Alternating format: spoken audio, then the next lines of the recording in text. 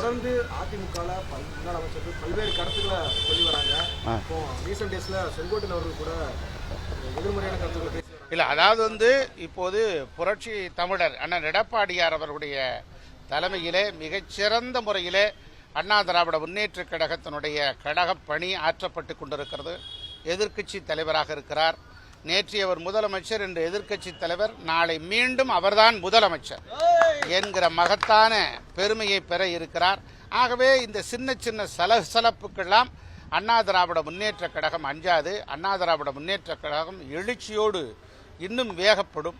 அடிக்க அடிக்க பந்து உந்தும், அறுக்க அறுக்க வைரம் மின்னும். அதை போல சோதனை வருகிற போதெல்லாம் அண்ணா திராவிட முன்னேற்ற கழகம் மீண்டும் எழுச்சி பெறும். 6 மாத காலம் அமைதியாக அமைதியாக இருந்தால் அதிமுக இல்லை, அதெல்லாம் அது குறித்தெல்லாம் நான் பேசுவதற்கு தயாராக இல்லை.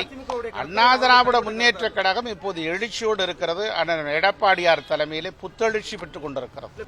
கழக இலக்கிய அணியின் சார்பில் இன்று புரட்சி தலைவி அம்மாவுடைய 77வது பிறந்த நாளை முன்னிட்டு ஆலோசனை கூட்டம் நடைபெறுகிறது. இந்த கூட்டத்தில் புரட்சி தலைவி அம்மாவுடைய பெருமைகளை, புகழை நாடு முழுவதும் கொண்டு செல்வதற்கான ஆக்கப்பூர்வமான பணிகள் குறித்து ஆலோசிக்கப்பட இருக்கிறது. இந்த கூட்டத்தில் இலக்கிய அணியினுடைய மாநில நிர்வாகிகள், மாவட்ட செயலாளர்கள் அடங்கியிருக்கிற கூட்டம் நடைபெற்றுக் கொண்டிருக்கிறது. இதில் புரட்சி தலைவி அம்மாவுடைய பெருமைகளை உணர்த்தும் விதமாக கவியரங்கங்கள், கருத்தரங்கங்கள், பட்டிமன்றங்கள் நடத்தப்பட்டு, தெருமுனை பிரச்சாரங்கள், திண்ணை பிரச்சாரங்கள் என்று நடத்தப்பட்டு, இலக்கிய ஆர்வலர்களையும் இலக்கிய உணர்வாளர்களையும் ஒன்று சேர்க்கிற முயற்சியாகவும் இந்த புரட்சி தலைவி அம்மாவுடைய பிறந்த நாளை பயன்படுத்தப்பட வேண்டும் என்பதற்காகத்தான் இந்த இலக்கிய அணி ஆலோசனை கூட்டத்தை நடத்தி கொண்டிருக்கிறது. திராவிட முன்னேற்ற கழகத்தின் மீது மக்கள் கடுமையான அதிருப்தியை அடைந்திருக்கிறார்கள். இந்த ஆட்சி எப்போது வீட்டுக்கு போகும் என்கிற எண்ணம் எல்லா இடத்திலும் உருவாகியிருக்கிறது. அப்படிப்பட்ட இந்த சூழ்நிலையில் அனைத்திந்திய அண்ணா திராவிட முன்னேற்ற கழகம் மீண்டும் ஆட்சிக்கு வர வேண்டும்.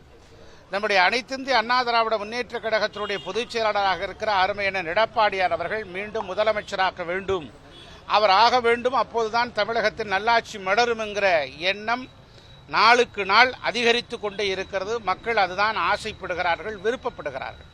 ஆக இந்த விருப்பத்தை நிறைவேற்றுகிற விதமாக இந்த கழக இலக்கிய அணி வித்தாக, விதையாக, உரமாக இருந்து இந்த இயக்கத்திற்கு தூணாக, துணையாக, ஏணியாக, தோணியாக கழகப்பணி ஆற்றி, இலக்கிய பணியையும் கூடுதலாக ஆற்றி செம்மைப்படுத்த வேண்டும் என்பதற்காகத்தான் இந்த கழக இலக்கியனுடைய ஆலோசனை கூட்டம் நடைபெற்றுக் கொண்டிருக்கிறது.